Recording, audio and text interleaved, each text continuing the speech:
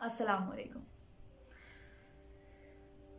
गांव के एक नौजवान और बूढ़े शख्स के दरमियान बहस लड़ाई तक पहुंच गई और नौजवान ने बूढ़े शख्स को बहुत मारा। जिस्मानी तौर पर कमजोर बूढ़ा शख्स इस नौजवान से मारपीट नहीं कर सकता था, इसलिए उसने ये बदला किसी और तरह लेने का फैसला किया।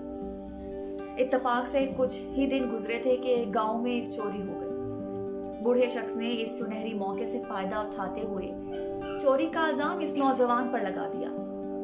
पंचायत ने नौजवान को सजा सुना दी। कुछ दिन बाद असल चोर पकड़ा गया और इस नौजवान को रिहाई मिल गई।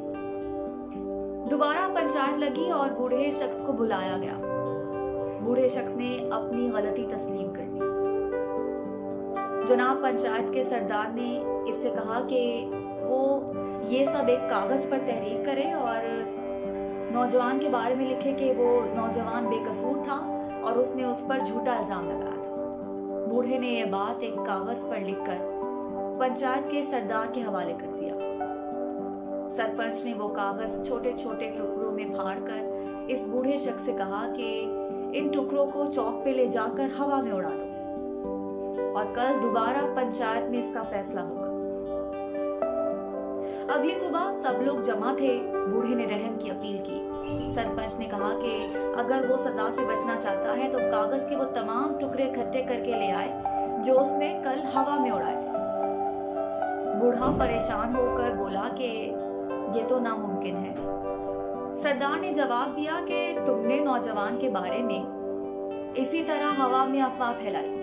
तुम्हें खुद भी अंदाजा नहीं कि तुम्हारी ये अफवाह कहां कहां तक पहुंची होगी। अगर तुम कागज के टुकड़े वापस नहीं ला सकते तो वो अफवाह कैसे वापस लाओगे जिसकी वजह से नौजवान बदनाम हुआ है।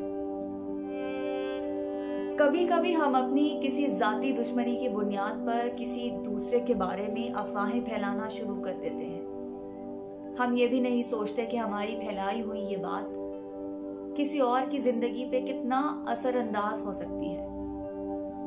एक बार अगर किसी पर कोई तोहमत लग जाए तो फिर वो हमेशा के लिए इस गुनाह से मंसूब कर दिया जाता है, चाहे बाद में उस पर बौतान लगाने वाला खुद ही इसकी सफाई क्यों ना दे दे।